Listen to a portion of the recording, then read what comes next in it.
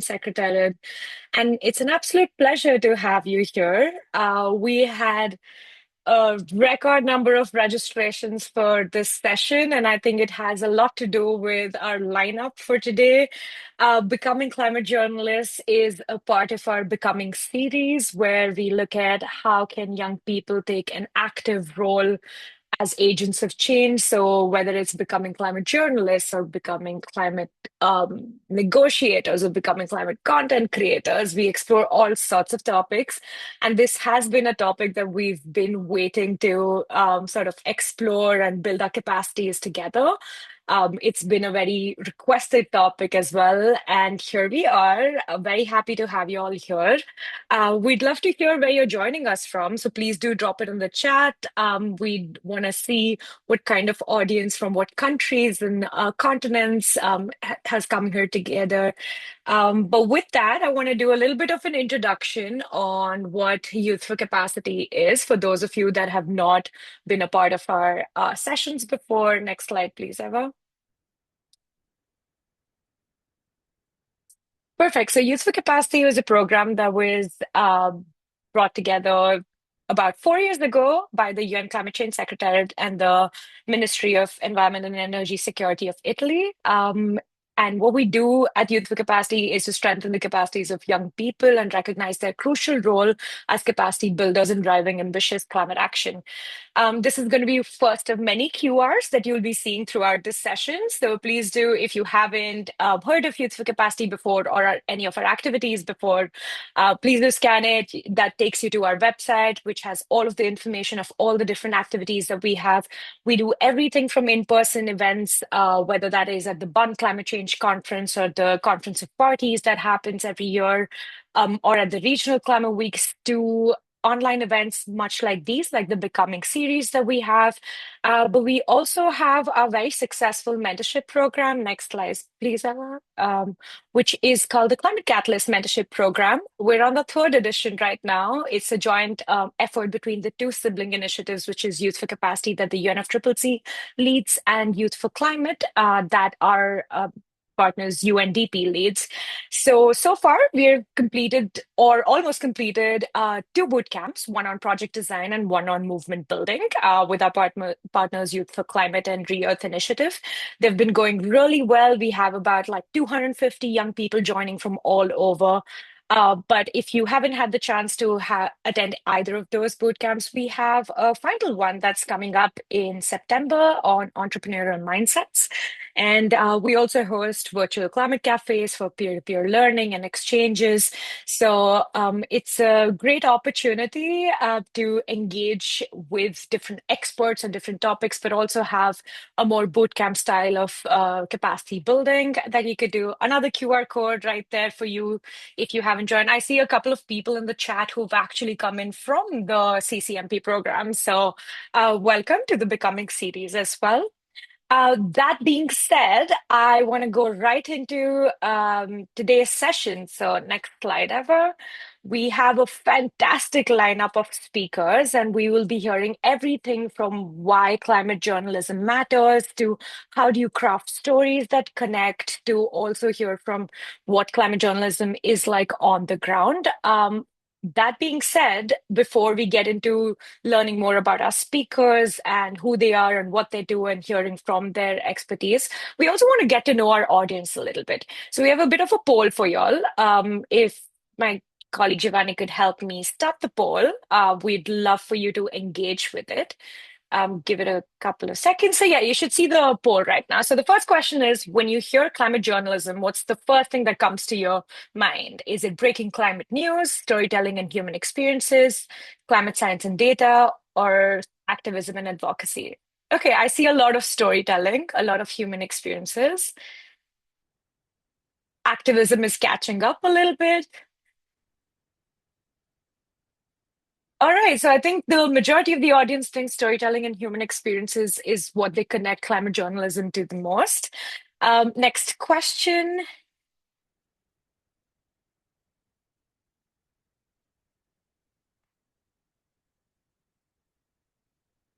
Give it a couple of seconds for the next question to show up. There we go. How often do you engage with climate news or storytelling content? Is it daily, a few times a week, occasionally, or rarely? Okay, so daily and a few times a week is neck to neck. Yeah. All right, so we're all here very aware of climate change, very aware of climate action, hopefully very aware of how to take action as well. A few times a week is, I guess, winning over here. So we're all aware of the landscape at least. All right, next question.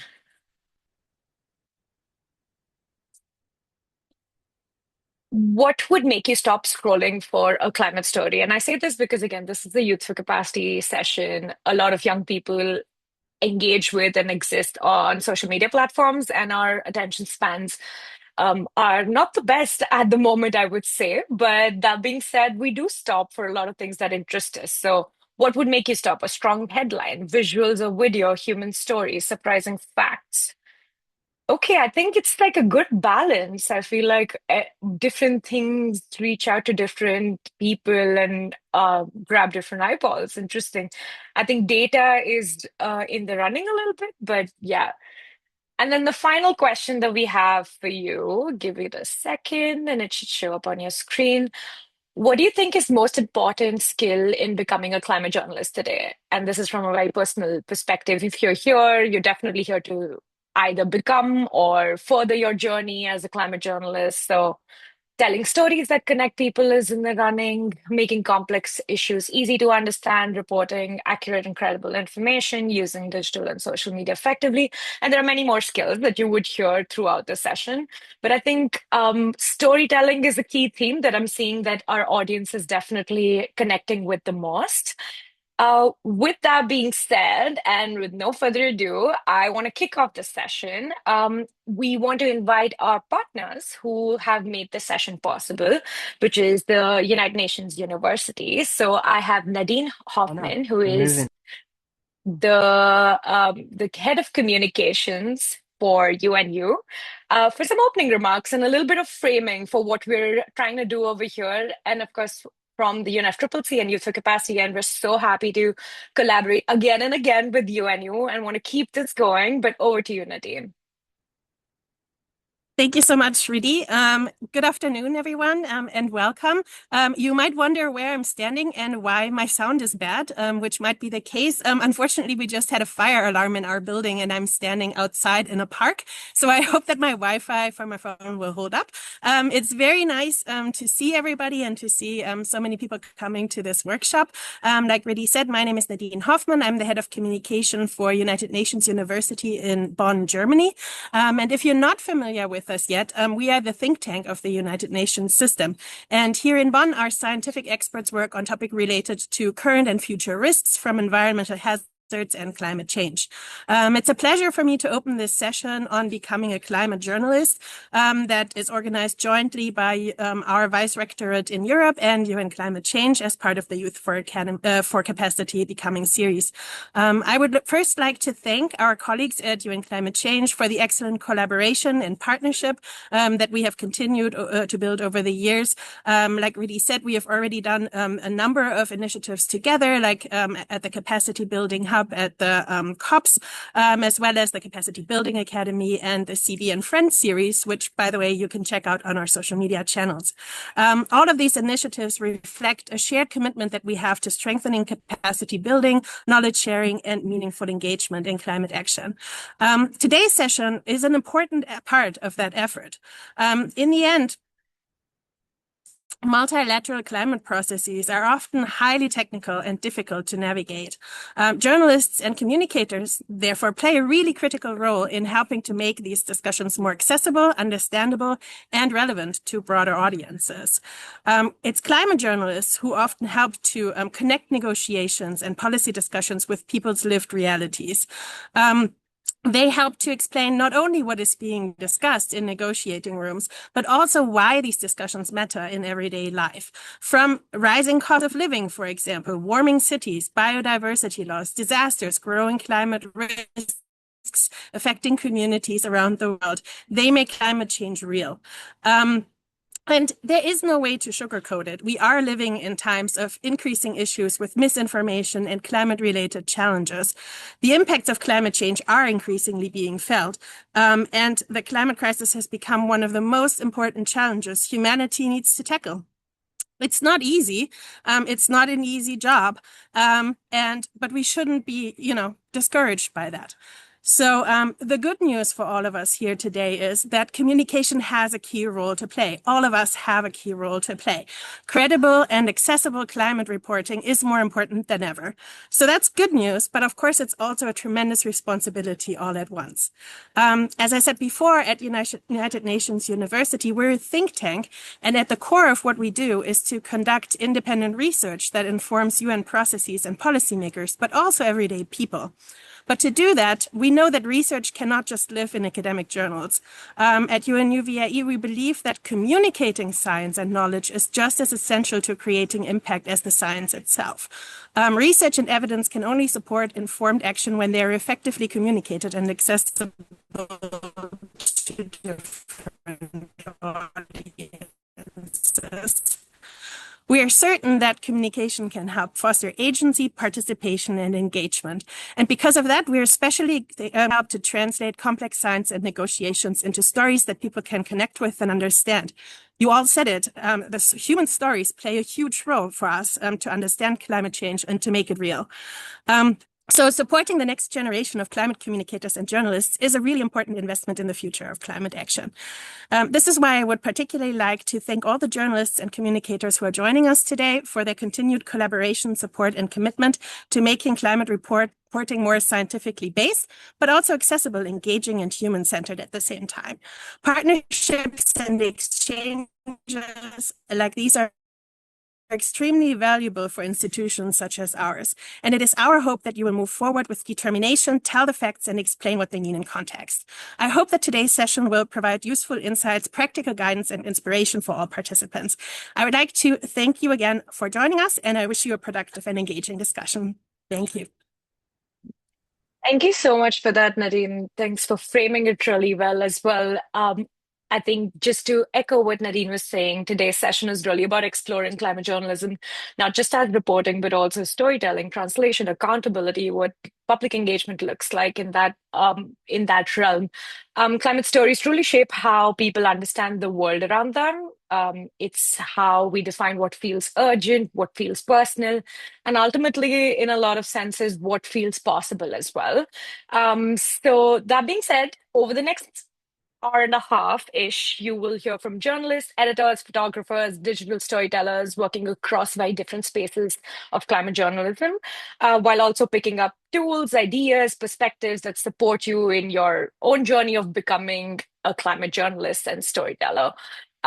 Without any further ado, just a couple of things. What we will be doing is that the session is broken down into three segments. The first segment, as you see on the screen, will cover why climate journalism matters, where Fiona and Megan would be talking us through that. The other two segments would be on crafting stories that connect, and then finally, what climate journalism looks like on the ground. Each speaker will have 7 minutes to, as a lightning talk, present their piece. They will all be answering a central question, but also just speaking from their experience and all the good stuff, all the tools and resources for you to note down and jot down as you go through this session. Also note that after each segment, we will have a Q&A bit. So as you hear the speaker speak, please do feel free to drop your questions in the chat. We will be capturing them from the chat and then bring them up in the dedicated Q&A segments. But with that being said, let's kick things off. So we start off with why climate journalism matters, our first segment. And our first speaker, I mean, we have two fantastic speakers here, but the first speaker that we have is, I mean, whether you have, engaged with climate content, you or not, you know what The Guardian is. So we're so delighted and excited to have Fiona Harvey, the environment editor for The Guardian. She has been a full-time environmental journalist since 2004, first with the Financial Times and since 2011 for The Guardian. She's won numerous international awards for her work, which has taken her far as field from the Arctic to the Amazon, and her interviewees include Antonio Guterres, John Kerry, Al Gore, Tony Blair, Keir Starmer, and Sir David Attenborough. We're so excited to have you here, Fiona. Thank you for being a part of this session. The central question that we would like for you to sort of cover is, how do climate stories shape what the world pays attention to? So over to you, Fiona. Thank you very much. Thank you for that very kind introduction there. And it's a real pleasure to come and speak to you today. I'm in a slightly noisy environment because as a journalist, obviously, I don't get to control what I do every day. I wasn't planning to be doing this from a public park, but I am. So sorry about that, and I hope that you can bear with me. It's also very hot here, and my phone may slightly overheat, so I apologize in advance. But the most important thing I'm here to say is that in choosing to become a climate journalist, you are choosing the best job in the world. And it's just a fantastic thing to do. It's so important. We get such amazing response from our readers every day. We get people telling us they're so glad we're here, so glad we're telling these stories. It's really important to them. It's a huge focus for the readers. And, unfortunately, there aren't enough people doing climate journalism today. There aren't enough outlets that prioritize climate journalism. So it's really wonderful that you're choosing to do this. The climate story is for a journalist a story that has everything. It's about politics, but it's also about science. It's about business and technology, but it's also about small furry animals. Most of all, it's about people. People are absolutely at the centre of this, and what we're writing about is the whole future of the planet.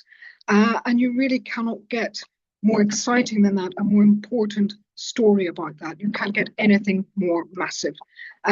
So that's what I want to impress on you today, that really the climate is a story that has everything. And also everything can be a climate story. Obviously, here we are in the middle of a heat wave in many countries around the world, including the UK. And the climate is a story that needs to be told in that context, obviously, and is sometimes not very well told in that context. We've had examples here, many examples of people writing about, what a wonderful thing a heat wave is without really talking about, the downsides. And we've had examples of stories being written where they don't mention the fact that the heat wave is related to the climate crisis, or they hedge their words by saying things like, some people believe, or scientists believe, it's related to the climate crisis. We should be a lot more definite than that. We need to make it absolutely clear. When we see things that are climate change impacts, we need to make it absolutely clear that they are climate change impacts. And science is really helping us there. When I started as a climate journalist 20 years ago, it was very difficult for scientists to say whether a particular weather event was absolutely related to the climate crisis or not. The most they were able to say was, events like this are likely to become more common with the climate crisis. Now we have attribution scientists who are working on extreme weather events within hours of them happening. And we are able to say almost immediately whether something is the result of the climate crisis. We should be taking advantage of that. We should be saying, this is what you need to know when these disasters, not just heat waves, but also droughts, floods, food price inflation, other of the impacts that we are seeing around the world. We should be saying the climate crisis has fingerprints on this, and we shouldn't be abashed about saying so. The other thing I'd like to just make clear is that we're not all about doom and gloom, and climate journalism cannot be all about doom and gloom or readers switch off. So you've got to remember that what we're really writing about here is joy. The joy that we all feel in the planet that we live in, the joy that we feel as human beings when we connect with nature. We've got to keep that at the centre of our work, because without that, what is the point? What's the point in saving this beautiful planet if we're not going to appreciate how wonderful it is. So we need stories that do that. And editors really appreciate that. You know, if you're seen as a journalist who's always coming along to them with, oh dear, this terrible thing has happened, oh, isn't it awful? Then, you know, people get turned off by that. Readers get turned off by that. It's sad, but it's true. So we need to keep coming back to our editors with stories that are about the good sides, the joy, the beauty, the wonderful things. It might be saying we're in danger of losing these wonderful things, but we need to keep writing about them in that way. We also need to remember hope and optimism and solutions to the climate crisis. The climate crisis is not some terrible natural disaster that we're all suffering through. It's completely made by us, by our economic systems, and we can change that. We can change what we're doing. The future is in our hands, and it's empowering to say that. And as journalists, we must keep saying that. It's not enough to write stories saying, oh, this is terrible. We must write stories saying, terrible things are happening, but there are solutions, and here are the solutions.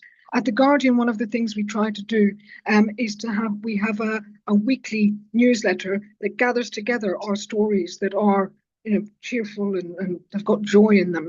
It's called The Upside, and you can sign up for it through the Guardian website. That's quite useful. We have another series that's called The Alternatives, and it's about solutions to the climate crisis. Those can be, you know, global solutions, you know, amazing new technology, wonderful discoveries and inventions, things like that. But they can also just be grassroots levels, people getting to grips with their own environment, people making a choice, you know, by cleaning up litter or, rejuvenating, restoring a public garden. Things like that are also find a place in our alternative series. And I urge you all to sign up for that as well to see what I mean.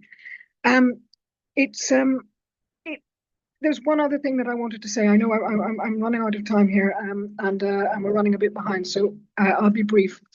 But there's one other thing that I think is really important here, and it is to say that it can be psychologically draining to write about the climate crisis. It is a disaster. It is, you know, looking at the end of the world in many ways, and you know, we've got to acknowledge that within ourselves, to say that it can be a very hard thing to do.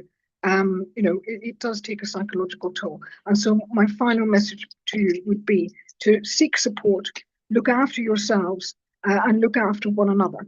I think there are going to be some questions after this, and I think there's a bit of background noise here at the moment. So I think that's probably a good place for me to finish. Thank you very much. Thank you. Thank you so much, Fiona. I think what you said is so powerful, where it is indeed a really difficult space to exist in. Climate stories, I mean, when you hear of disasters, when you hear of vulnerable communities and what they're going through, it is a very sad place to be in. But finding joy in the climate action bit while you also communicate and raise awareness on the climate change impacts bit is, and balancing that out is really how you get more people in the world to pay attention. Thank you so much for also keeping it really short and on time. Really appreciate that. We'll take questions after Megan's section is done. But with that being said, we would like to now invite Megan on board to kind of answer the question of why are climate stories being told differently today. So, to introduce Megan a little bit, Megan Rowling is the editor of Climate Home News. She is taking over in February 2024 after nearly 2 decades as a journalist with the Thomas Reuters Foundation, developing its award-winning coverage of climate change. She's written extensively on international climate politics and finance with a focus on the developing world, for which she has also won a UN Correspondents Association Award in 2016. At the RF, she also leads teams reporting on climate resilience and just transition. So without any further ado, I would love to have Megan join us and sort of walk us through how our stories being told differently from your career. Thanks very much indeed, Ridhi. Yeah, really happy to be here and share the first segment with Fiona. I think there are some similarities. I think we've both been covering climate change for about 20 years each, and we've seen how things have changed in that time. I was going to make the point that Fiona made about the fact that, the science has to underpin everything that we're writing about. But most people nowadays, I think, have actually grasped the basics of the science. And, they don't want to just hear about bad news stories on climate change or things that make them think about their impending doom, because there's a lot of depressing journalism out there, and the world is in a pretty difficult spot at the moment. And as reporters on the Climate Beat, we can think about different ways to cover climate change, and those are ever evolving. And what's always attracted me to working as a climate journalism wasn't the sort of science side of things so much. It was how the global heating that we're seeing coming faster now than even many scientists actually expected 20 years ago when I started is affecting people around the world, and our response to that, because in general, humans don't just sit back and accept their fate. They try to find ways to avoid or reduce the threats that they face and shape a better future for themselves and their families. And the net zero transition that we've only just started out on now offers many opportunities for journalists, I think, to tell the tale of how we can and how hopefully we will chart our path to a greener, safer, healthier and fairer future. Those things are really important to get across to people. And how do we do that? Well, we need to replace fossil fuels with clean energy sources and adapt to the climate warming that's already kind of baked into the system. But for me personally, ever since I started out working on climate issues, I've seen climate change as a sort of fundamental expression of social, economic and environmental injustice. And I think the first time this occurred to me was when Hurricane Katrina hit in the southern US in 2005, and poor Black communities closest to the flooding when the levees broke in New Orleans were hit the hardest. And, this is particularly striking because it was a disaster that happened in the rich world, and there was a lot of footage and there was a lot of coverage. And this justice aspect of this climate-driven disaster really came home to people. And then around 10 years later, I went to New Orleans to launch a journalism project on resilience and including climate resilience. And I was able to see some of the work that had been done since Katrina to help people live with excess water in their environments, such as adding more green spaces and parks to absorb heavy rains. And where I used to work at the Thomson Reuters Foundation, we also ran an award-winning series about how communities in the surrounding parishes in Louisiana were discussing their options to adapt to rising seas in the Louisiana area, including by moving, right? Which is a very tough choice and a last resort. And, nobody wants to do that, but sometimes you just cannot adapt to the changes in the environment that are driven by climate change. Now, it really encouraged me to see that a lot of people on this call thought that storytelling and human stories were the most important part of climate journalism. So I wanted to share a few pictures with you. If I can bring this up on the screen now. Yeah, just to show you a couple of things that I've covered in my climate journalism career. So can you see that, Riddy? Yeah. Yep. Okay, so this is a story about actually it was about international climate finance, which you might not think by looking at the title and the picture. There was a project sponsored by the British government. It was about how do you get international climate finance from big funds like the Green Climate Fund and those kind of places down to people on the ground. And there was a project in Senegal which was consulting local communities, in this case in an area where there's a lot of salt collection, about how to use climate finance, and they were giving out small grants to help these communities. And this place, the central region of Catherine, I visited to see how this project was going, and I met these salt collectors in this amazing landscape where they work under the sun, and there'd been a lot of deforestation in this area. And what they wanted to do was plant trees on these salt flats to help them be protected from the sun while they were working, and they were planting salt-resistant trees to make up for the deforestation and help them carry on with their livelihoods. And I took this picture of this one woman who was part of this salt collecting group of women, and kind of made quite a big impression on me. So that was my effort to try and collect what was happening in this, connect what was happening in this place to the global climate finance. And then another trip I went on, I met this guy, John Buhari, in a village in just north of Abuja in Nigeria. I went there to report on solar microgrids that are being put in some parts of rural Nigeria where there is no power supply, right, at all from the grid. So a lot of people are just relying on diesel generators for their power, which are noisy, use fossil fuels, can be expensive, especially at times like now when the price of oil has gone up.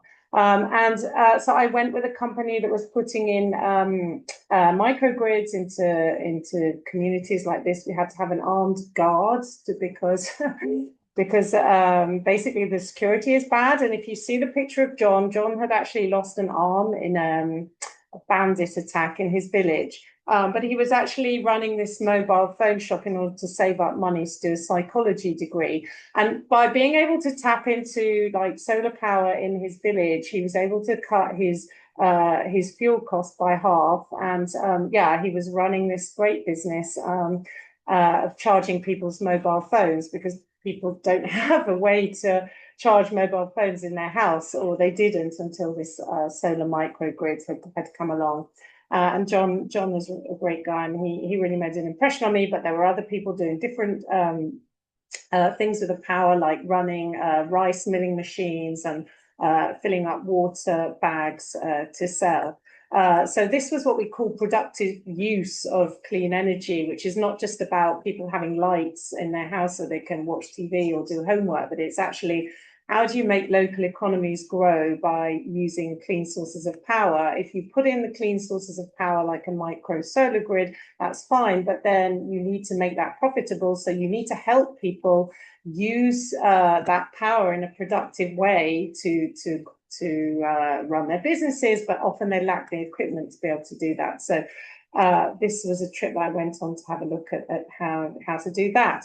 So I hope that explains something that I think is important in climate journalism, which is, how can I tell this story so that it brings together people's everyday lives with a bigger picture? It can be, you know, local to international or local to national. And how can the story be useful to people who are trying to act on climate change and give them hope that it's worth it, without pretending that it's easy or actually hiding the difficulties. Now, where I work at the moment, we serve a particular audience, which is people who work on climate and energy policy for their jobs. So we actually do focus a lot on the serious politics of it all. And we're not really trying to cater for general taste. So I actually miss doing some of those stories that I've just showed you. But I think, you know, talking to the general public now about climate change is not easy as a journalist, because a lot of mainstream media, not all of them, but a lot have been cutting back on their climate journalists and their climate coverage as well. Money's tight, and some training initiatives like the Oxford Climate Journalism Network have actually folded because of a lack of funding, which is a real shame. And a lot of freelancers are struggling to get their stories published right now. There's also a lot of soul searching about how to communicate the climate challenge better, but it's absolutely not the time to give up, as Fiona said, and there's more of a need than ever for what we're doing. Having said that, since I started, information needs have changed, I think, on climate change. So 20 years ago, it was all about setting out the problem, explaining to policymakers and other folks what climate change was going to mean and why it was necessary to act. And now I think we've actually done a pretty good job of that. And it's more about holding companies and governments accountable to their promises to cut emissions and protect societies from climate impacts, as well as making sure workers and vulnerable groups don't lose out during the transition from fossil fuels to clean energy, and that they get a bigger share of the benefits of doing that, like John, whose picture I just showed you. So just to help you do that, I'm going to finish. This is my last point. I wanted to share a really important resource. It's called Covering Climate Now. It's a US-based organization, but they help journalists around the world And most of their resources are free.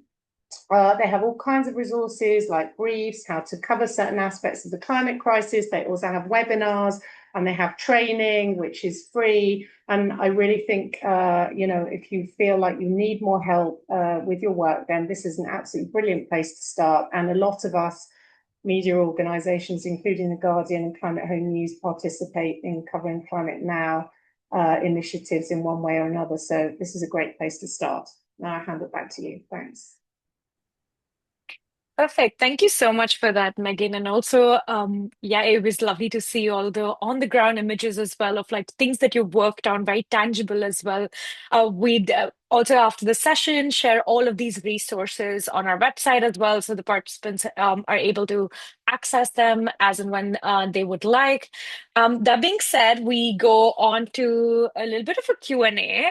We have been capturing some questions as both you and Fiona have been talking. And I think one of the first ones, given both of your 2 decades worth of experience in the climate journalism space, one question is, where do you begin your journey as a climate journalist? I think a lot of young people also come with all of these ideas. They want to be involved, but they don't know where to start. So given the current landscape, where do you think young people can start their climate journalist journeys? So maybe I go with Megan, you first, and then pass it over to Fiona. Yeah, that is quite a tough question, actually. I think it's not easy just to start out as a climate journalist. Usually, people find their way into it through maybe covering other beats that are bigger and have more resources behind them, but they find ways to tell it, from a climate perspective, whether it's sports and the impact of heat on sports, or how businesses are basically starting to incorporate sustainability and climate policies into the way they operate, although some of them are now unfortunately pulling back a little bit from what they said they would do. I think you just have to spot the opportunities. I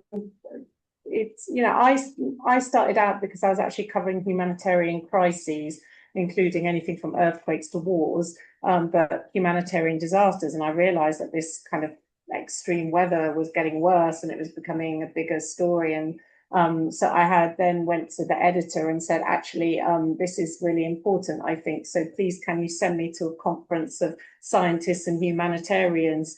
And he said yes. And then basically that's how I started covering it. So I think you've got to look for opportunities, because they don't necessarily just present themselves. Perfect. Thanks for that, Megan. And Fiona, over to you now. Yes, I'd just like to back up what Megan said. That's very true. And just on that sports issue, the Guardian has just started a new newsletter about the climate crisis and sports, which I find quite strange at first, but actually this is a way that lots of people start to learn about the climate crisis. And we have huge numbers of people who want to read sports journalism. And I think it's a really good opportunity to say, well, hang on a minute, you want to read about sports. There's a lot more to it than that. You need to grasp all of these opportunities, because when you're pitching stories, you're not necessarily going to pitch them as climate stories. For some outlets, for some people, that's exactly what they want. They want climate stories. But there are an awful lot of others who don't think that they want climate stories, and you've got to show them that they do, by bringing out the climate angle in other stories. So if you're writing about, for instance, food, we're having dreadful problems at the moment with food crisis, food inflation following the Iran war, but that's also going to be made worse by the heat waves and so on, and the impacts of the climate crisis that we're seeing. Food is a climate story. It's just that whoever you're pitching to as an editor might not see it that way. And so you need to kind of put the climate angle in there, not as the top line. In terms of sort of getting into climate journalism, it is really hard. It's unfortunately, I think it's got harder because a lot of people are now shamefully cutting their climate journalism. But at the same time, there are lots of other outlets, and there are opportunities in, becoming your own journalist, by becoming a sort of, doing your own TikToks, doing your own YouTubes, doing your own sort of LinkedIn comments and so on. You've got to grasp all of these opportunities rather than simply going through the kind of traditional, writing a news story for an established title. So yeah, you've got to do everything everywhere all at once. Love that, doing everything everywhere all at once. It's a mammoth task, but I do think that given the landscape and how important it is to also get the right stories out there and the information out there, it is truly everything everywhere all at once. So yeah, we heard both from Megan and Fiona, an opportunity, looking out for opportunities is one thing. The other thing is connecting the climate stories to another beat or another broader issue that is more like engages with audiences more because it's seemingly more closer to their personal lives as well, is a great place to start off. And trying out everything. I think with the digital social media landscape that there is democratization of like everyone can create content, but kind of building your capacity on knowing the science and knowing what is the right way to say it and the effective way of sort of communicating that is super important. But with that being said, we don't have any more time for any other questions. I would, however, request our audience to sort of drop them in the chat anyways. We'll capture them and should, if Fiona and Megan be around for a bit, they can answer them in the chat as well. And we still would want to hear. We have a community of about 150 people over here on this call that are filled with journalists, and it would be great to sort of engage with that over there as well. That being said, thank you so much, Megan and Fiona, for being part of this first segment. And now we move on to our second segment. We heard a little bit about how do you connect your climate stories, whether that is through a broader issue or whether that is through different mediums or through different platforms. We're going to be talking about crafting climate stories that connect. So we have three fantastic speakers here on board with us, and we have Angela, Pooja, and Julie joining us for that. So we will kickstart this segment with Angela. Angela K. Evans is the Director of Communities of Practice at Solutions Journalism Network, where she supports, develops, and connects like-minded journalists, creating more opportunities for peer learning. She also leads the network's global network of climate journalists and other programs designed to empower reporters to tell solutions-focused stories about the environment. She's based in Denver, Colorado. She's been a local reporter and editor since 2014 with an emphasis on immigration, local policy, and environmental issues. I know the previous speakers kind of touched upon how do you find joy in things and how do you find stories that actually, put you to the action bit of climate action than just the climate change impacts piece. So, Angela, for you, what makes a climate story easy to understand and hard to ignore? Over to you. Yes, thank you so much. If you could go to the next slide, please. Yeah. So I think as our previous speakers have mentioned, we know that that people are checking out, tuning out, avoiding the news because it's too depressing, it's too doom and gloom. These are some numbers from the Reuters Digital News Report that annually surveys people in selected markets, and it's found that an increasing number of people avoid the news because it's too negative, it'll have an impact on their mood. And we know specifically in climate that research shows that fear really doesn't work. Research on climate change communication consistently reveals that stories that mainly drive up fear, anxiety, or anger are unreliable ways to change individual behavior and really are more likely to drive polarization across society. So with that, I would like to talk a little bit about solutions journalism.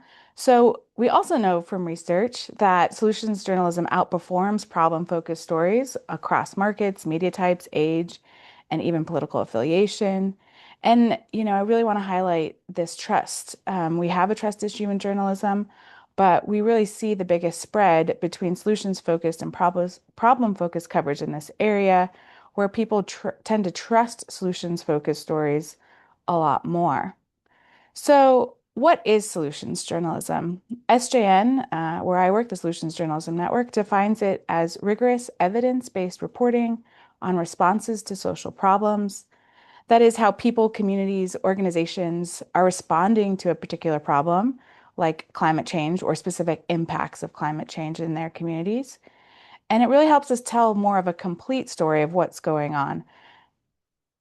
Next slide. So we also know that when we're looking at solution stories, we want to be covering things that are already underway. We want to be looking at how effective these solutions are so that we can really bring that information to our audiences. So why solutions journalism? Well, it really gives communities a sense of agency in the climate crisis story. It doesn't present us as passive victims, but I think as Fiona said, right, this is something that we caused, and it means it's something that we can fix. We report on what's being done to address a problem. We're offering evidence and insights about what people are doing. We're also vetting solutions. And really, we like to say that we give hope with teeth. So I think also as someone, probably Fiona said as well, that it is about giving people hope, but we really need to have the evidence to back that up, that these things are working or how well they are working. Okay, so when we talk about solutions journalism, we talk about it in terms of 4 pillars. So every solution story kind of goes through these 4 elements to really make it a complete story. Um, so it features not just a person or one thing, but it's a response to a bigger problem, a larger problem. It provides available evidence so that we're really getting at that effectiveness. It's not just an idea or theory. Like all good reporting, we also have to discuss the limitations or challenges that come up when we're trying to implement these solutions. You know, one of the things that's really important, especially in climate reporting, is that often we know the people who experience the worst of environmental and climate crises are those who haven't contributed to the problem as much, other marginalized groups. And so when you're thinking about responses you want to cover, we really want to make sure that we're looking at responses that are most important to local communities, and are the responses most relevant to the communities most affected by the climate crisis. And then lastly, in our reporting, we do want to make sure that it provides insights, so that not just inspiration. So what specifically is being done, so that other people could maybe replicate it or it could grow beyond a certain location. So why these 4? First, the focus of the story is on the response, and importantly, how did it happen? So this really talks through the process of implementing such a solution, um, and not just the problem. Obviously, we still cover the problem. We still acknowledge the climate change science, it impacts, but we talk about how a solution is being done. The next important step is to provide evidence of impact and looking at the effectiveness. We're not just talking about intentions or promises, but we're actually using our journalistic rigorous skills to really evaluate these responses. Insights are important because they help others respond. Insights are when you step back from the story and you say, what have I learned here? What is important, most important to my audience and my community? Those insights should really be driven up from the people that you are interviewing, from the people most engaged in the response and most affected by the problem. And then obviously we need to have that limitations aspect because it's what makes the story journalism, not advocacy, not activism. It's really looking at the effectiveness of that response. So when it comes specifically to climate, let's take a look at a couple different kind of topics that we can look at when you're talking about climate solutions. The first are adaptation stories. So adaptation is a really important climate solution because we are all living through the climate crisis every single day. We know it's not coming, but it is now, and it has been with us for a long time. So there are a lot of solutions that prepare people and ecosystems for the climate impacts that they're experiencing. It's a very rich area for us to focus on. This story is about how farmers in northwestern Indian state of Rajasthan have seen their farms come back to life by building this mud wall that developed a trench that channeled the water to parched farms in a drought-prone region. It revived these farmlands for the first time in over 2 decades. Their wells recharged and their environs were once more alive with migratory birds. And then there was a huge impact in this too. It allowed migrants to return to the farm. So people who had left the area in search of work were able to come back and find a living farming again. So again, adaptations are really key climate solutions. So think about seawalls, shade constructions, or cooling centers in extreme heat, managed retreat, moving away from seashores. All of that has to do with adaptation. So next, we talk a lot about mitigation. These are actions that ultimately, directly or indirectly, reduce greenhouse gas emissions or sequester carbon to reduce the long-term impacts of climate change. We hear a lot about carbon dioxide that we spew into the atmosphere from burning fossil fuels, but most of us know far less about things like methane that are also being released from livestock and landfills.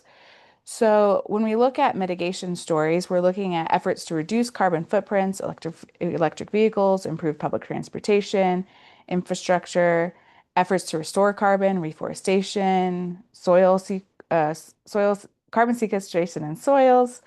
And also we do need to be skeptical. There's a lot of climate solutions in this space like carbon capture, carbon credit markets, that might not be as effective. Next slide, please.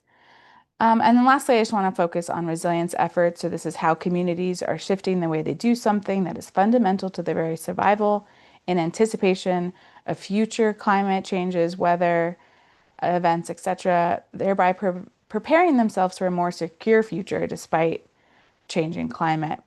So these are things like sustainable agricultural practices, secured and renewable energy grids, redundancies in infrastructure, storm shelters, or like this series from Brazil, how schools have built resiliency into their infrastructure to provide adequate infrastructure, adaptable curriculum, and socio-emotional support for school communities in the face of disaster. So I just want to wrap up by recapping the 4 pillars of solutions journalism. Again, we're focusing on problems, on responses to social problems, how it worked and why it hasn't worked. We're talking about what can be learned from responses and why it matters to your audience, to others. We're definitely providing the data and qualitative results that indicate effectiveness or whether or not, or maybe it's not working, and we report that as well. And then we place the response in context. We don't shy away from revealing the shortcomings or what's not working. I also have a list of resources that you'll get. We've done a lot with Covering Climate Now and other climate media organizations like Project Drawdown that can really help you start looking at different solutions that might be in your area, finding evidence, knowing who to talk to get that those results. Yeah, so thank you so much for having me. Thank you so much, Angela. This was super helpful. I think having like a very concrete framework to work with the 4 pillars and how you can find and craft stories that connect with audiences, super helpful. With that being said, we will move on to our next speaker. Pooja Das has over 6.5 years of reporting experience and has extensively covered government policies and their on-the-ground implications across sectors, including agriculture, food, water, rural economy, energy for India's top business dailies like the Mint and Business Standard. In her current role at Down to Earth, she closely tracks global North-South developments, climate finance, adaptation, intergovernmental processes, etc., while reporting in depth on fossil fuel, India's energy transition and decarbonization efforts and bottlenecks across the sector. So, without any further ado, Pooja, I would like to invite you over to sort of talk us through what makes a climate story cut through the noise. I know you work with different media, different outlets, different platforms. So, yeah, what makes this climate story cut through the noise? Over to you. Thank you very much, Riddhi, for such a warm introduction. So yes, I am going to talk about formats and mediums, and of course we have big shot editors here, and they have talked about how they select stories or what actually cut cuts through the noise. So yes, it hasn't been that difficult for me, maybe because my editors have been kind, or the story page actually made it to the page one, or you know cover stories.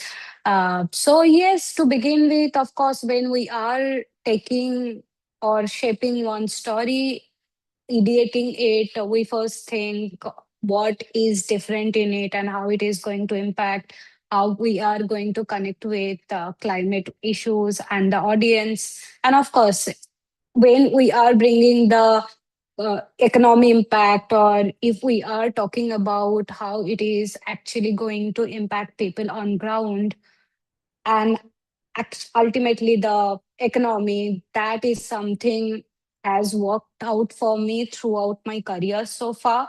For mainstream it becomes a bit different, but where I am working right now, it's totally different, but both are unique and interesting in its own way. So yes, I will get into details more, but also another thing is that when you break down details of complex problem issues, it becomes easier to reach out to more people. For example, I track renewable energy. Energy itself is a complex sector to track, be it fossil fuel or renewable energy.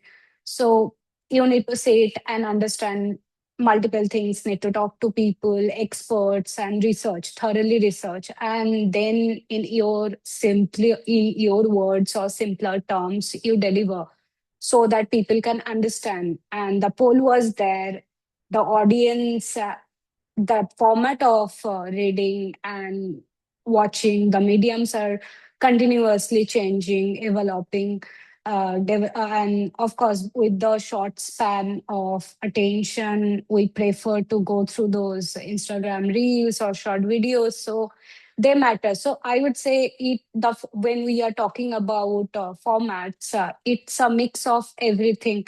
A web story which is short and crisp, a print story, because I work for of a specialized magazine which focuses on climate change and environment.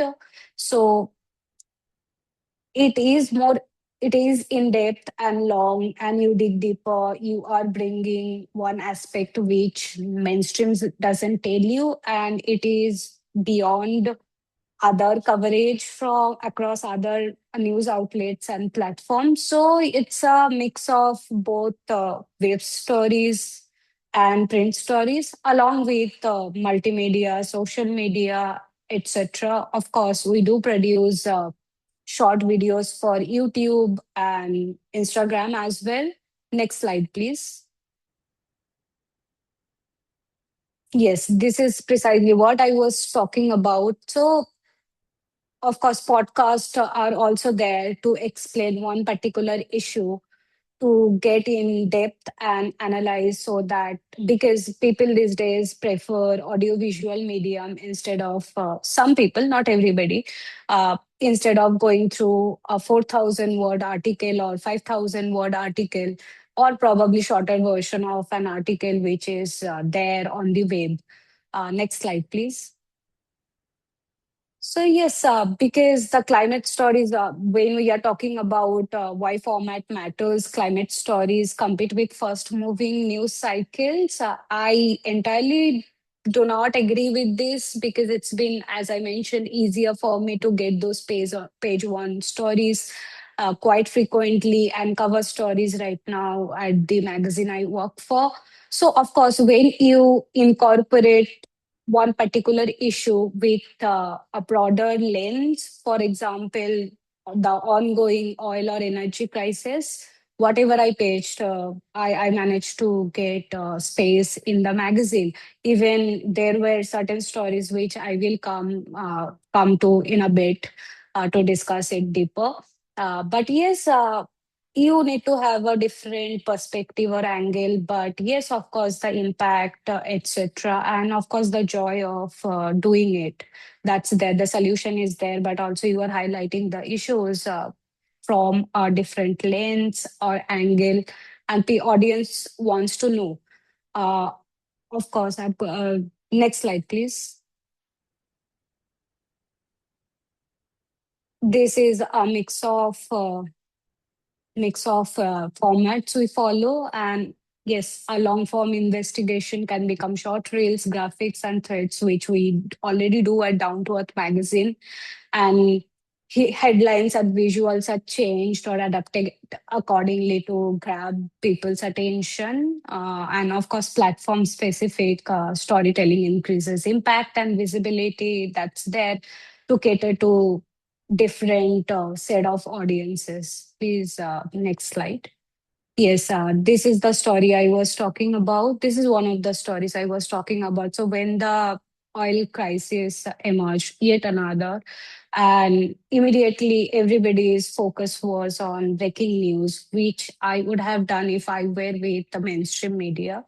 But when I am working for this magazine, so our focus was mostly on whether, because we have seen more energy crisis. So I wanted to understand it deeper and better. So instead of just going by Asia, we tried to track how big it is, how it is going to impact the globe, whether it is going to be the biggest in the history.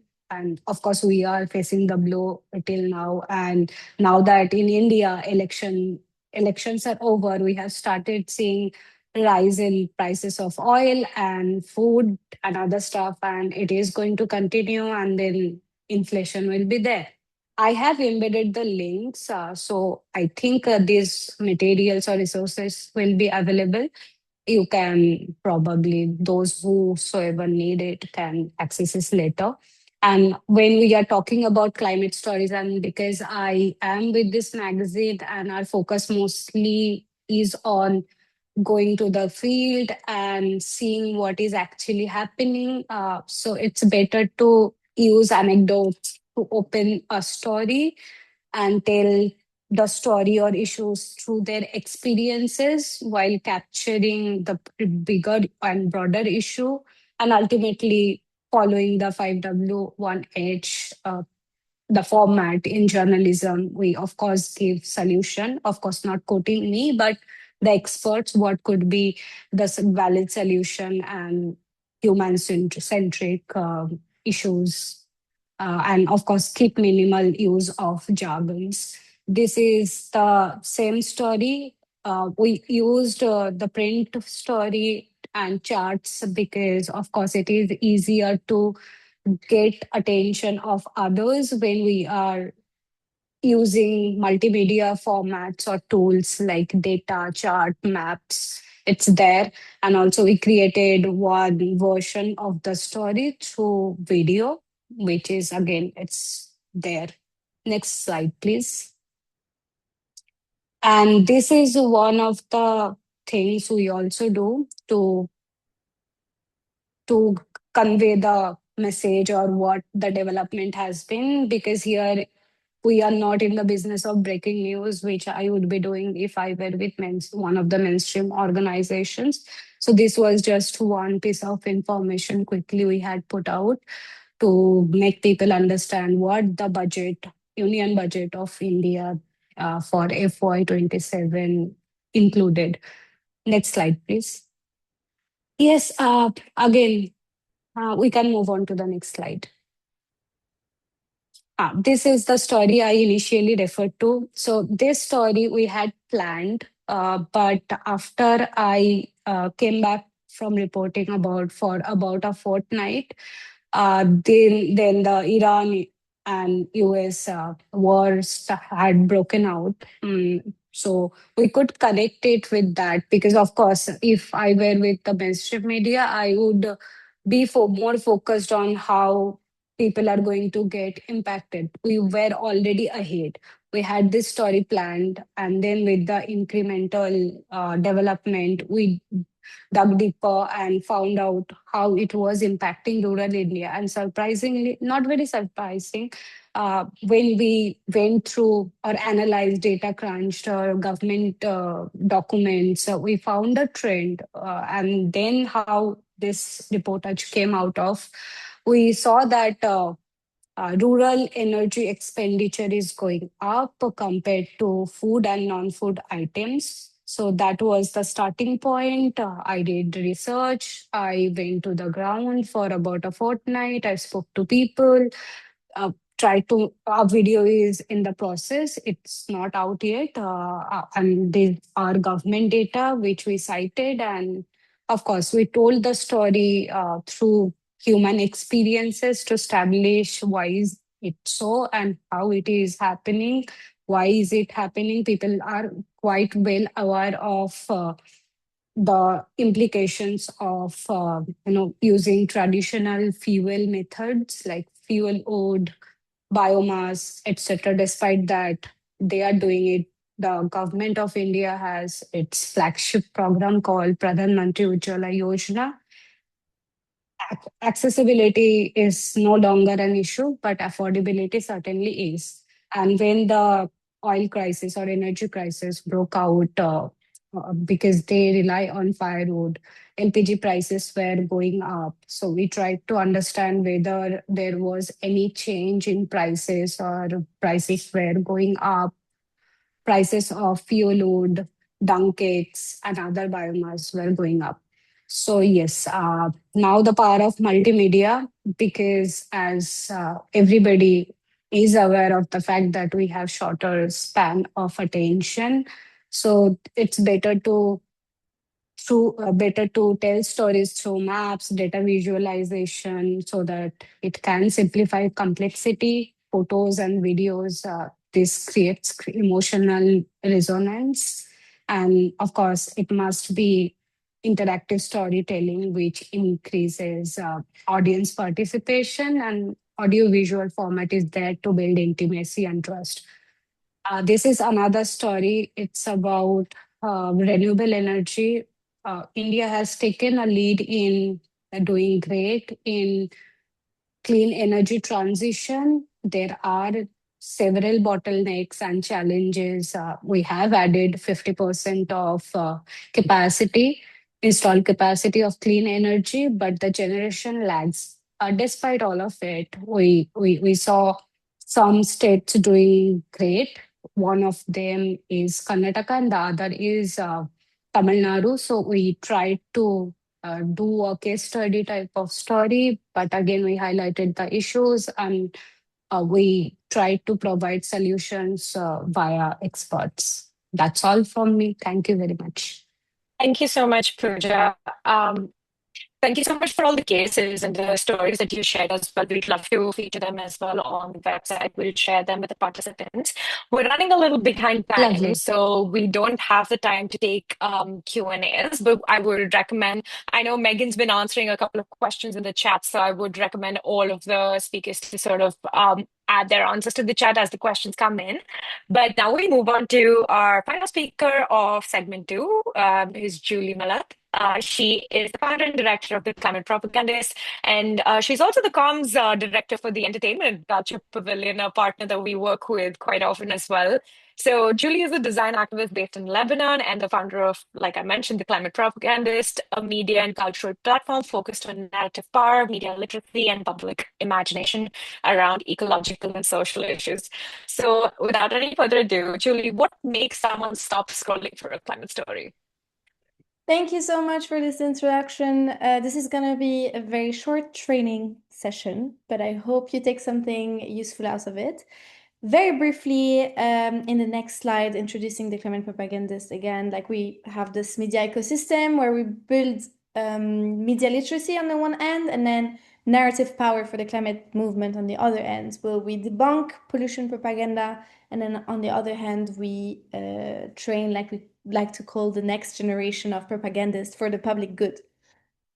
So, next slide. We're living in the most saturated communication environment in human history. At any given moment, your climate story will compete with a breakup announcement, war footage, an influencer makeup routine, a dog riding a motorcycle, and all of that. This is in the same scroll. So climate communication, I think, still operates as if attention is guaranteed by importance. but urgency doesn't naturally produce engagement. So online importance means very little on its own, because digital media platforms do not reward what matters most. And that's a problem. They reward what moves, what triggers attention, reaction, what perhaps people feel compelled to pass on. So the question today is really what makes someone stop scrolling for a climate story, and beyond that, also what makes them share the story. So sorry. To answer that, I think it helps to look backwards rather than forward, because while platforms change constantly, and we've seen that the fundamentals of persuasion are actually very old, and they go back more than 2000 years to ancient Greece, where, with the rise of democracy, suddenly ordinary citizens had to persuade assemblies, courts, and publics. And we can actually learn a lot from the sophists, who were kind of the teachers in Athens, training people in public speaking and persuasion and argument and debate. So, and then after we had Aristotle as well, which you might know, who kind of formalized rhetoric more systematically. So why am I telling you all of that? Because what's fascinating is that these ideas developed thousands of years ago suddenly become very powerful when we apply them to the hyper digital world we're in, especially when we try to understand what makes us climate stories tick and what makes it spread as well. So in the next slide, Aristotle developed what became, one of the most well-known frameworks for persuasion, which is logos, ethos, pathos. It's called the triangle of persuasion. I don't know if some of you heard about it, but logos is all about logic, so it's facts, evidence, reasoning. This is where traditionally climate journalists feel most comfortable. And then it's still in the previous slide, sorry. And then pathos is emotion, because, information alone, and we've talked about this, cannot change behavior. Otherwise, we would have, already be living in a radically different world. So emotion is what gives information momentum. It's what transforms, I think, a static piece of information into something that is perhaps more socially transmissible. And then ethos is the last part, is the trust, the authority. So social media changed, I think, the architecture of trust completely. Today, ethos is built through intimacy rather than distance. People trust people they feel they know, which is why formats like vlogs, behind the scenes videos, informative commentaries, just in general, like creator-led storytelling have become really powerful. In the next slide, there are some examples of how we use it in our work. So logos, we use lots of maps, statistics, investigation. That's an example of our investigation into CERAWeek, which is a major energy conference that is happening in the US. And then next we have pathos. We are very intentional about framing.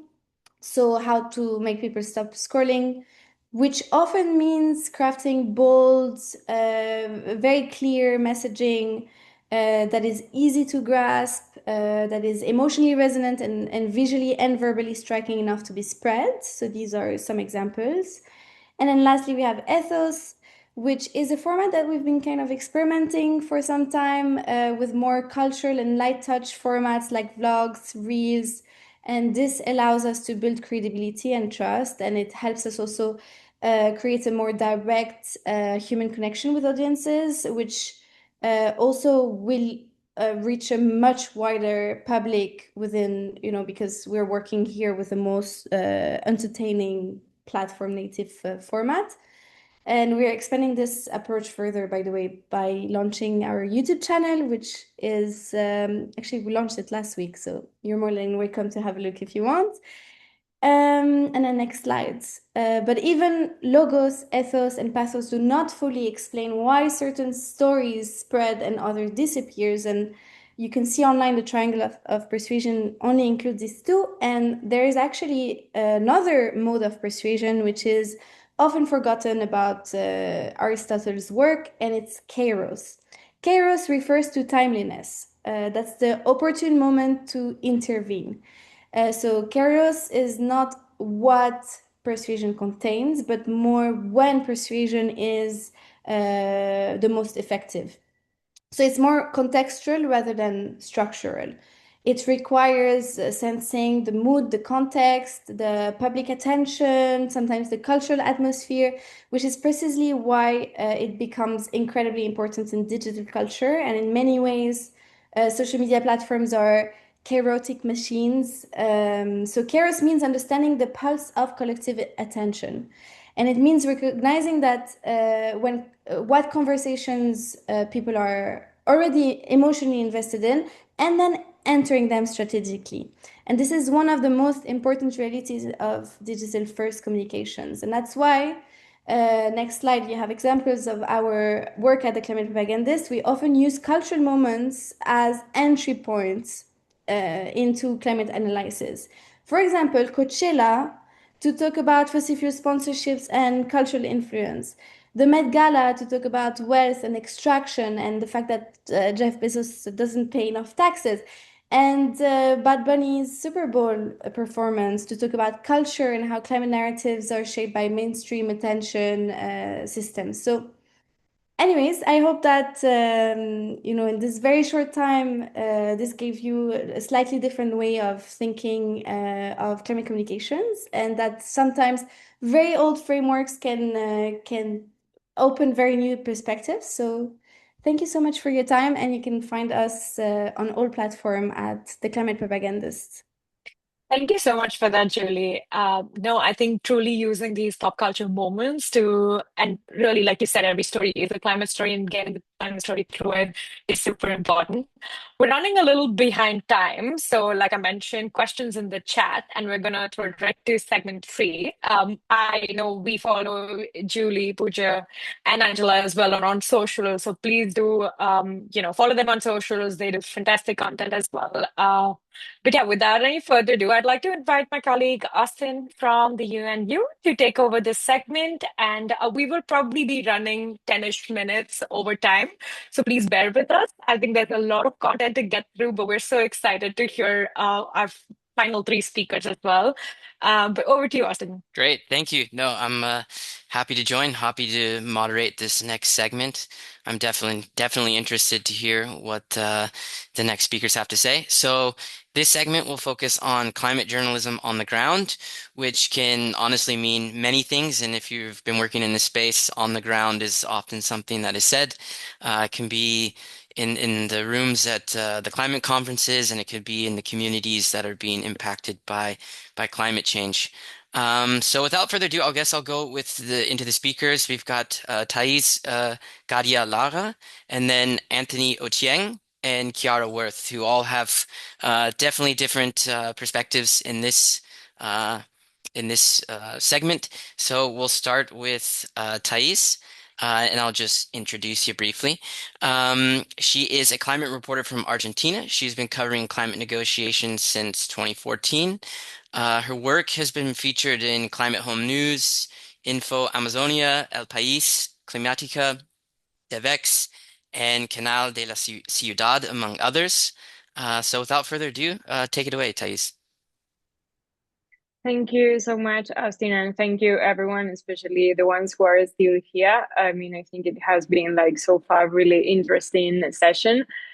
And because of time, I am going to try to do my best. I mean, talking about the negotiations and how to cover and communicate about that, it could be a long only a day or 2 of sessions, but I will try just to share some things, some key things that I think could be useful for you. And then, of course, we can talk on the chat or continue talking even through social media. So I'm going to share. Let me see if you. Yeah. Let me see if now you're seeing my presentation.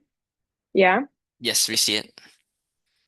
Okay, so we have heard before from the other colleagues about climate journalism in general. I'm going to focus in something that usually and popularly or famously is known as the COPs or the climate negotiations that are not only the COPs. There's climate policy, I mean, in every country, in every city and across the year, but usually we see a lot of content and reporting when we have these 2 weeks of the year in between November or December. And the idea would be this word sometimes or always could seems like a little far technical complex. And as Austin mentioned in the introduction, I have been covering this process since 2014, so I am not young as you all are. And the COPs have been like a second home to me.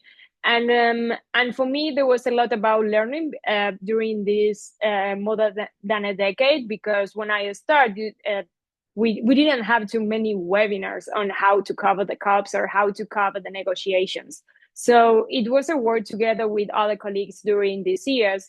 And 2 years ago, I worked on a project on the Constructive Institute in Denmark on how to get a report on climate. And with the guideline that then you're going like to receive the link on how to improve the climate reporting. And one of the chapters is about how to cover the negotiations, but doing in a better way. So what I'm going to show now, it's like only 5 of key things, very in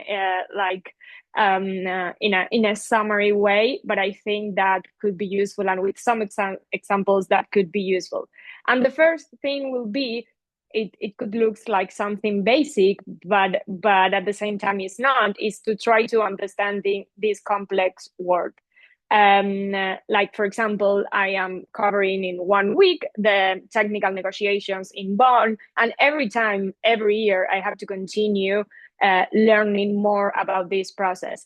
And it's really important that we, as journalists, communicators, first understand this word in order to communicate to the audience, because there's a key word that in the introduction and in the social media spirit of this event, the organizers mentioned, that is translation.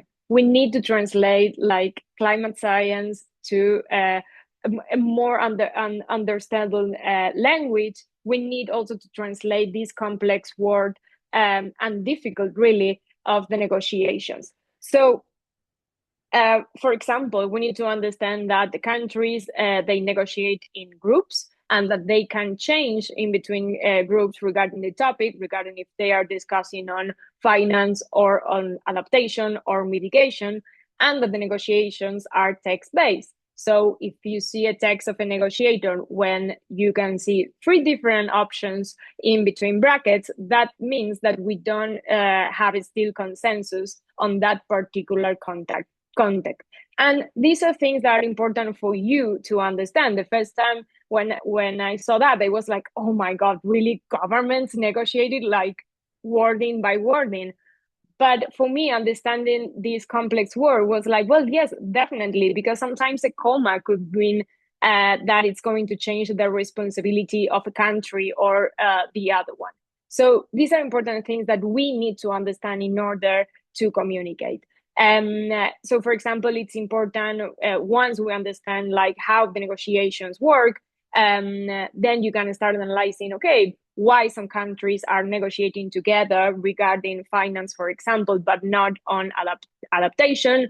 Is there any conflict of interest that some countries, for example, that have more dependency on fossil fuels, regarding on how they negotiating, for example, to try to move to transition away from oil, gas, and coal? And also in this complexity of the technicality of the brackets, okay, why do we still have brackets? Why we don't have yet consensus on the negotiations? There is a story always behind that, and that's the secret and the challenge, to try to find the story.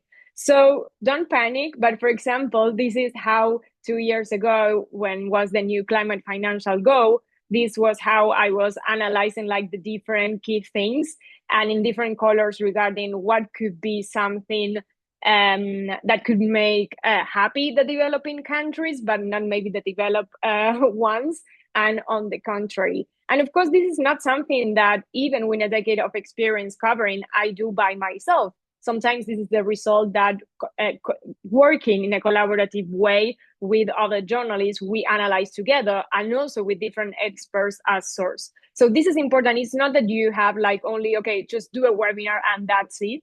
I would suggest like to continue always to work together with others and learn together. And also don't be afraid, because usually I've received from my editors or producers, no, this is very technical. Don't mention Article 6 of the Paris Agreement. Try not to mention that wording. And in my experience, it's not that we don't have to mention those things, is that we need to also educate and teach the audience and make them part of that, because then is how we are going like to create to build the interest in the audience to follow the coverage and to follow the topic. And there are different ways to do that. For example, explainers in different media across the world. Explainers are a really good format of journalism format on how to teach the audience on these topics. And by explainer, I mean, for example, it could be an article simple like, okay, what is climate change? Who caused climate change? Like, where do emissions come from? Which is the country? Like question, answer, things like that. And that is going like to be then being a general content that you can always update it and reconnect it to. And this again, like work really good in different media, big one, small one, across the world. But I will also say is this doesn't mean that you have to share everything that you learn from the negotiations to the audience. There's a lot of knowledge that you are going to have in order to communicate on that. But some things that if you consider that could be useful for the audience to understand, then you can use the explainer.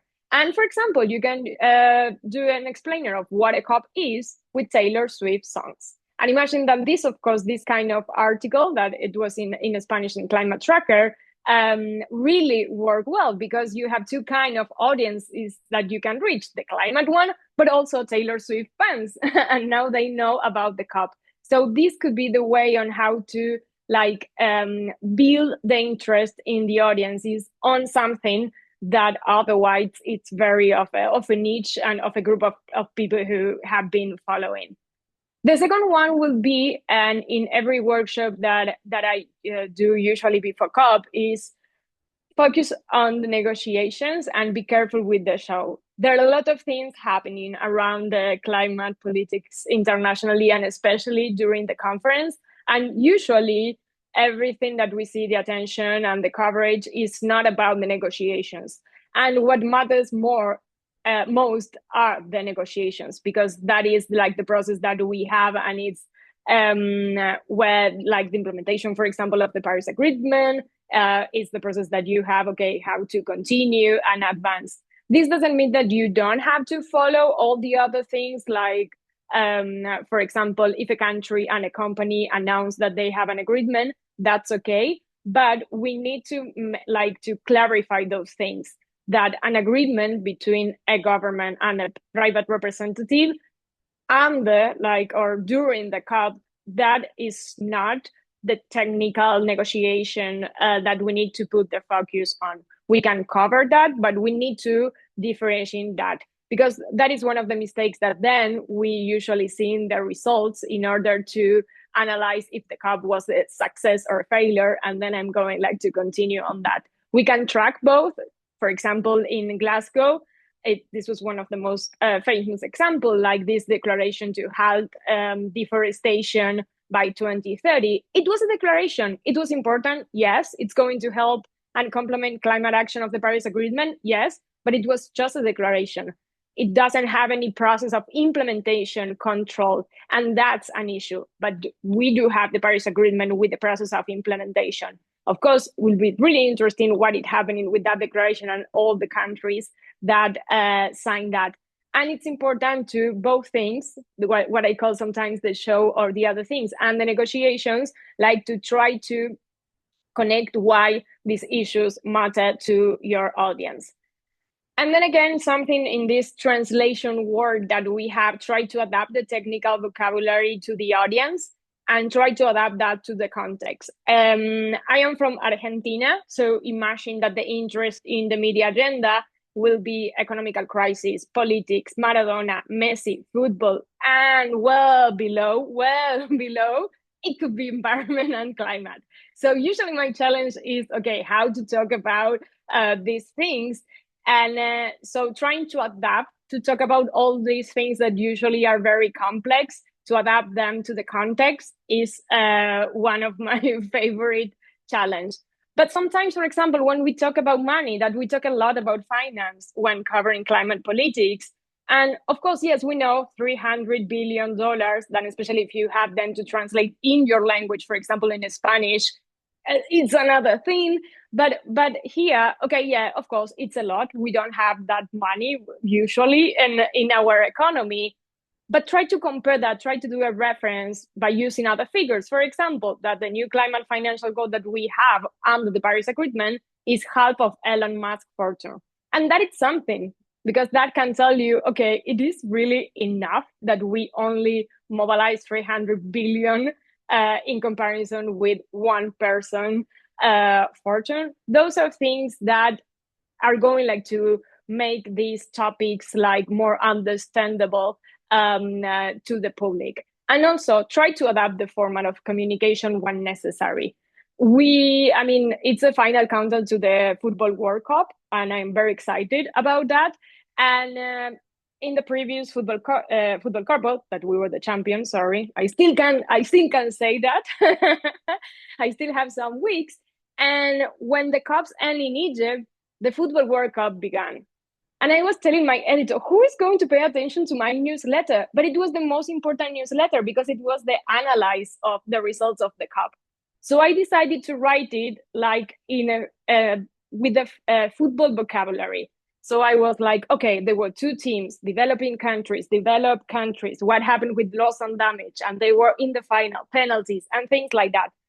And we didn't suffer because of the Football World Cup any reduction of viewers of our audience during that week. And these are the things that I continue talking about the technicalities, I continue talking about the negotiations, but I try to adapt to the context.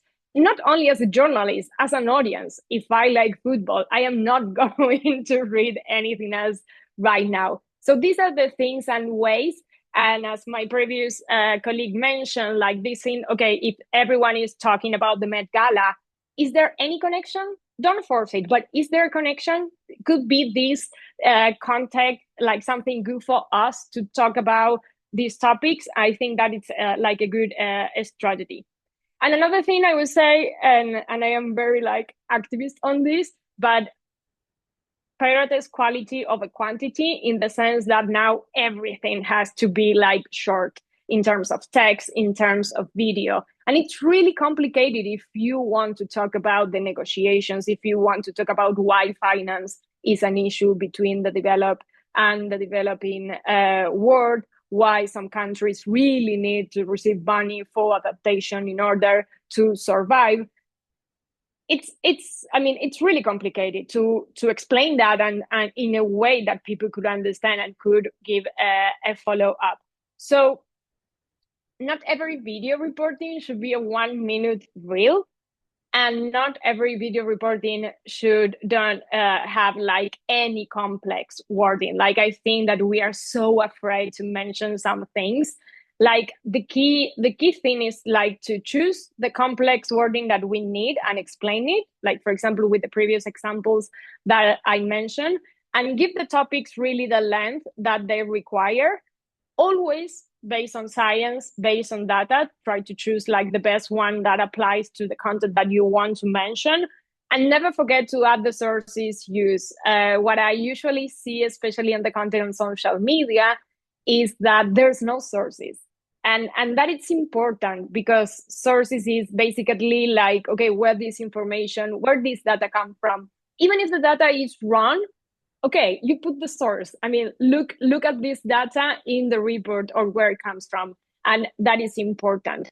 And for example, last year we did a partnership with the European Union Embassy in Argentina to do a series of video reporting informative previous to the COP on the topics of the key topics of the negotiations. And they were like, okay, Thais, like 1 minute reel. And I was like, no. If you want me to do this, I cannot explain like finance, adaptation, and any other topics. Like if we really want to explain the audience what is going like to be discussed on that. So we did, for example, the first video was basically like a general background, like what is a COP, how the COP works, why it matters, why was important the COP was in Brazil and in the Amazon region. It was a 3 minutes, really nice edited video, and it was the most watched video of the EU embassy on Instagram of the year. And for me, when they told me that, even the ambassador told me, congratulations, Thais, because of that. And I was like, well, see, it's not that people, they don't want to watch or they don't want to read or learn about climate. It's about how we talk about it. It's about which kind of data you use, how you explain that. It's about also like, okay, like work with experts on this, that they know the vocabulary, they know how to explain it to the audience. And it's about using the length that these topics require in order like to, again, build the attention to people.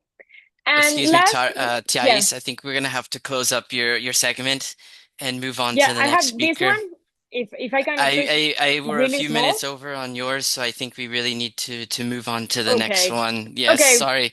They sorry. can, yeah, don't Yes, no, worry. no, you definitely hammered it home. I think you definitely answered the questions on how to make multilateral climate processes more accessible and relevant, which was the main sort of question for your interjection. You definitely highlighted some really nice points. I think trying to bring people into the room as a goal, I think that was really cool.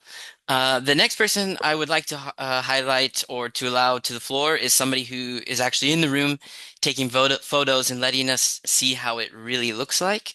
Her name is Dr. Kiara Worth. She's a photographer and a storyteller who has been documenting the climate negotiations for over a decade. She's a lead photographer of the UNFCCC, and she's been assigned to the UN Secretary General. If you're around this space, you will definitely have seen her images. They've been featured in the New York Times, The Guardian, and many other outlets. And so for you, Kiara, the main question is, how do we still tell stories from the room where it happens? Oh, amazing. Yeah, thanks everybody. Thanks for having me. Let me get this presentation up for you. Okay, you can see that, yes? Great. Okay, so yeah, I wanted to give you a little bit of an insight as to how I tell stories from inside these rooms. And as Austin said, I've been covering the climate negotiations since 2014. So every single intersessional and every single COP. And I've learned a lot in this process. And I think we all tell stories in a different way. But I'm hoping that my journey can maybe help you with telling your own stories. So when I first started in 2014, I really had no idea what I was doing. I mean, I knew that there were these broad things that were happening, like this plenary, and that there were all these people who were talking, and that I was supposed to be documenting this.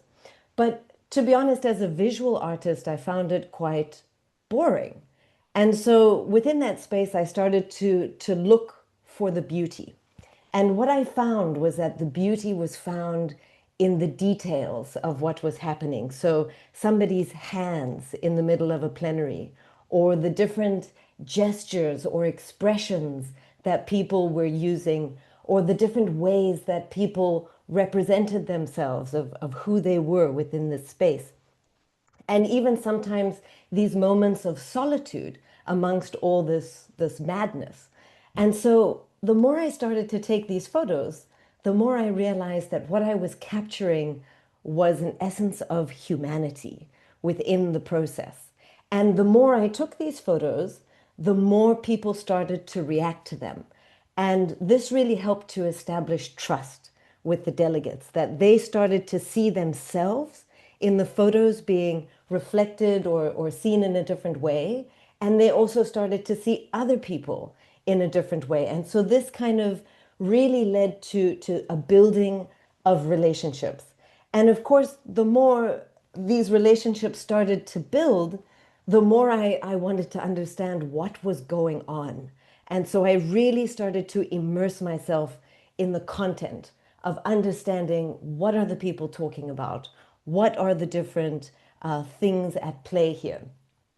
And of course, there were these big moments. You know, there were the things like the big huddles that we always see in the climate negotiations, or this big moment when the COP president leaps over the podium. But what I began to realize was that the real story was actually getting to that moment. So the meetings that were happening behind closed doors, or the conversations that were happening in the corridors with very specific people, or the ways that different people at the COPs or at the negotiations were experiencing the COP in different ways.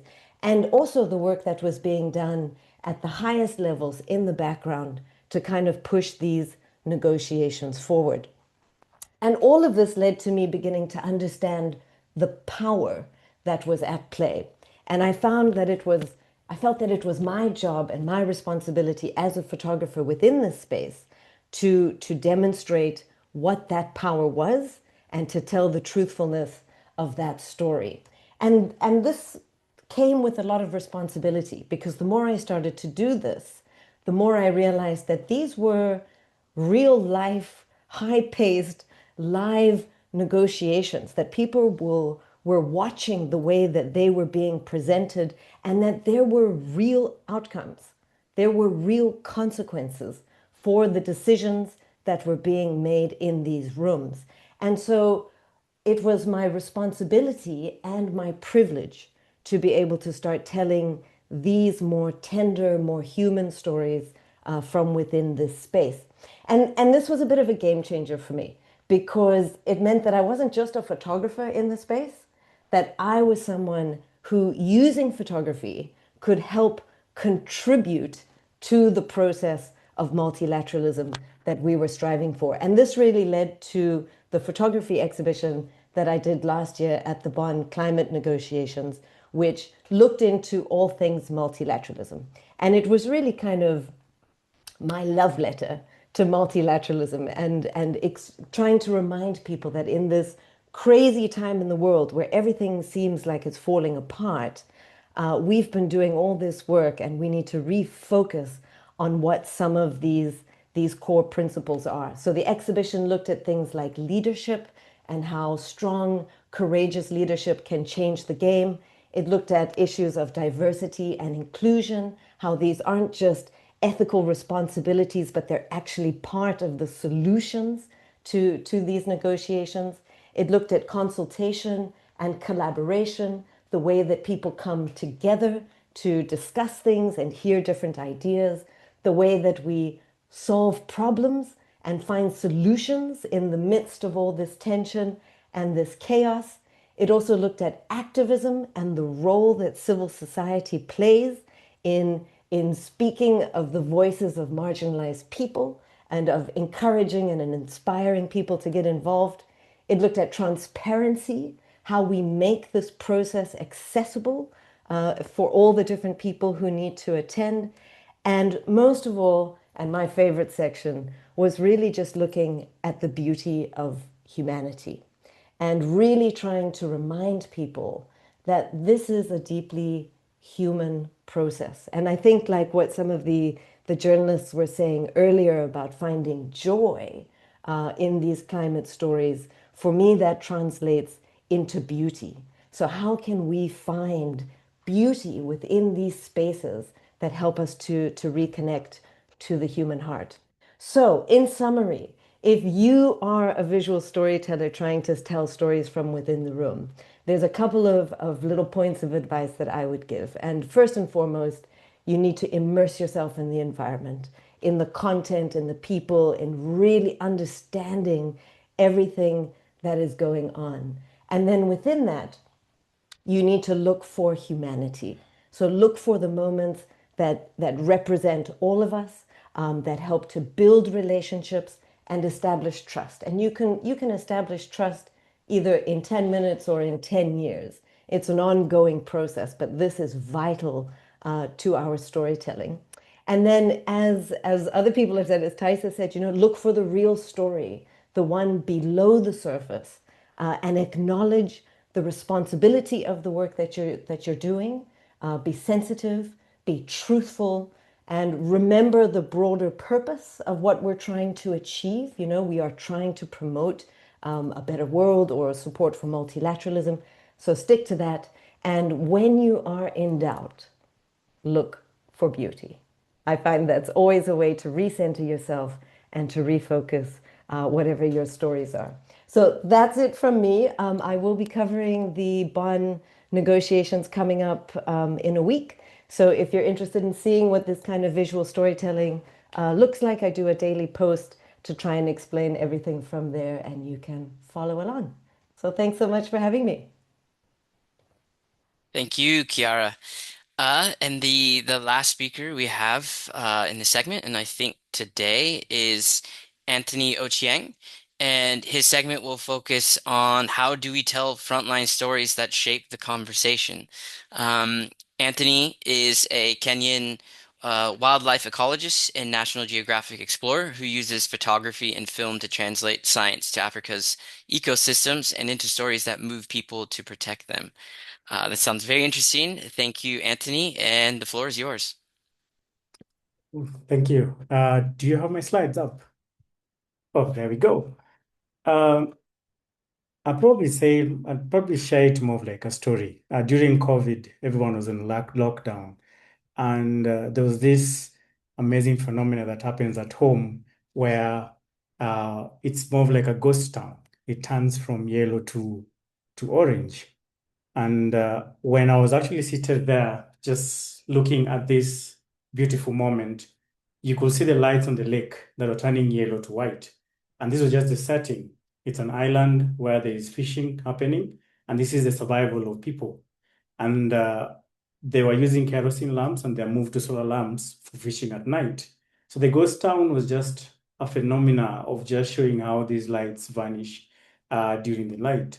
So what are the stakes here? The stakes here are there's a local climate change story, pollution, and overfishing within that particular context. Next slide. And one thing about climate story is that you have to put human face at the center, because humans are the ones that either are affected or are the ones that actually make that particular decision to either improve or destroy an ecosystem. And in that results to climate aspects around it. Next slide. So when you talk about people within that particular space, as a storyteller, you need to name individuals. So like, for example, the particular story I did was having individual names. So they're not just climate abstract or statistic or relatable. So become much more easier for you to relate. They have names. And that becomes like the heart of that particular story. And it's grounded in a story on one fisherman whose role and emotion plays a very important role on breaking down the data that I'll talk about later on how that affects climate change issues. And being a photographer, growing up in that particular island, I'm more than like an insider. I have authentic and the community trust to be able to tell that particular story. So the first person voice is actually I enjoy it. My family invites me, and I'm actually inviting other people to be able to tell the particular story. And it's not just like reporting news. You get people to connect with you from a human face. Me, the storyteller, and the people you're actually telling the stories to. Next slide. So one thing about storytelling is that you need to be able to anchor it on a specific place. So if it's Lake Victoria, we have context about Lake Victoria. It has a local name called Namlolwe. It has about 48,000 fishermen. And this particular species is called the sardine, which is the omena in a local language. And at night, those lights that glimmer on Lake Victoria, they actually disappear. By morning, they're gone. And the ghost town topic or the title was just more of a poetic and immediate attention to grab people into the story. Next. And the third principle, apart from just mentioning about the place or how it relates to people, is that you need to show the solutions, not just the crisis. So before, the fishermen were using kerosene on that will actually spill on water. The ton of carbon they were using per year was about 34 million carbon, high fuel cost to the fishermen, and also high risk and toxic fumes. But then after moving forward to using LED solar lights, there was zero lake pollution, there's clean energy, renewable, and even their income was affected in a better way. And there was better fishing yields at night, depending on those particular lights. So when you're focusing on story, don't just focus on the urgency of what needs to be done, but also don't put your characters as also victims, because they're actually part of the innovation or a solution in that particular process. And then the fourth principle is don't just dump data on it. Use data and narrative to build that particular story. If you look at Kenya right now, it's projected by 2050, there'll be an increase in 2.5 degrees Celsius. The income saved by fishermen is from 35 to 50%. I mentioned earlier, 48,000 people depend on Lake Victoria. So when you're telling a story, you talk about the person and not the CO2 number. You talk about, let's say, Anthony met this. You talk about the savings, a particular household, and you're talking about the fish numbers within the particular space. You give it reference to the IUCN reports. So that brings much more care in that particular narrative to bring in people more closer into those particular stories. Next slide. So the anatomy of creating an unforgettable story is one, the human face. Name individuals. Don't be so abstract with population that the Kenyan community are struggling with this, or the Nigerian community or the Ugandan community are doing this. Put a human face, because different localities have different issues to work with, and then put the space in a vivid particular place. Like, it's not a lake in Africa, it has a specific name. It actually helps the readers get grounded to where the story is. And then show climate action, not just despair. And then let the readers need the urgency, but the fishermen provide it, because they're the ones who are actually being affected on a day-to-day basis on climate change. Statistics serve the story. Lead with people and then follow with evidence, and never the reverse. So people first, and then have the evidence. And then be as much as, don't bypass analysis. One image of a glowing lake at 11 p.m. does more than a paragraph. So if you use images, it brings so much power into your storytelling. And last but not the least is that if you are an insider, especially for those who are coming from areas where are really affected by climate change, tell that story from your point of view, because it does not only give you credibility, but it gives you that proximity to tell that story to a wider audience.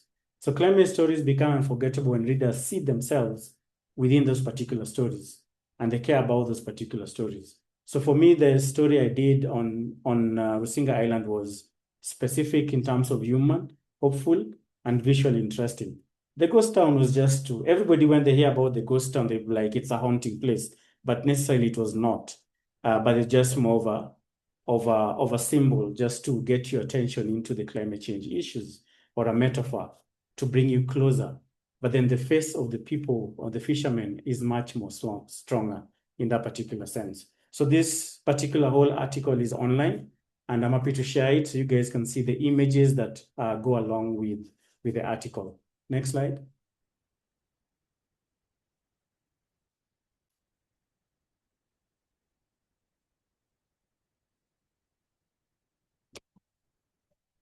I think that's it. All right. Thank you, Anthony. That was definitely, I think, a good way to end this segment. I like what you particularly said about showing faces and being hopeful. You also said something that I think resonated a lot about going beyond the data, going with narratives and showing these things, which I think is super important in this, and definitely in this line of work. And the same thing for the other panelists. Getting beyond the data, showing what's happening in the room, and then particularly what I liked Kiara said, find the beauty in things, the sensitiveness, the truthfulness. Those things definitely land with people. So I guess we can end this segment, and I'll hand it back over to you, Riddy. Thank you so much, Austin. Yeah, I personally feel so inspired by all the work that has been shared, whether it's like frameworks that climate journalists you can adapt into your work, or it's ideas or how to communicate differently, different platforms, different mediums. But yeah, I think especially to end this entire session off, which ran over time, and I'm really thankful for all of your time, the 80 people that are still on call, and all the speakers that stuck around for all this while. Um, but yeah, I think overall it's been a very inspiring, enriching sessions. As mentioned in the chat, what we will do is that we will upload all the presentations and all the resources the speakers have mentioned onto our webpage. And also, yes, the recording will be shared as well on there, just so that if you missed a part of it, or if you want to go back to any of the frameworks that were shared or like ideas that were shared, that's something there for you. We will also develop a starter pack for climate journalists, budding climate journalists, which will be launched in due course. But with that, I just wanted to take the opportunity to thank all of you joining here, all our speakers from both the UN Climate Change Secretariat, the Youth4Capacity Program, and the United Nations University. This has been a fantastic session, and we hope that you leave the session feeling empowered to become a climate journalist or continue your journey on as a climate journalist, whatever format, platform you exist in. But as we do in every session, we would love to put faces to the Zoom names that we see. So we would love for you to all turn on your cameras and we take a little bit of a group photo, just so that we have some evidence of the community that we're building, and the smiling faces that we have through this session and through 2 hours of this session. So yeah, you will get a prompt on your screen to allow the photo to be taken. So please do click on that with your biggest, brightest smile. And yeah, we hope you find the joy in the everyday, in your work, whatever your work may be, and continue engaging with us. Thanks, everyone, and have a lovely rest of your week. Take care. Thank you.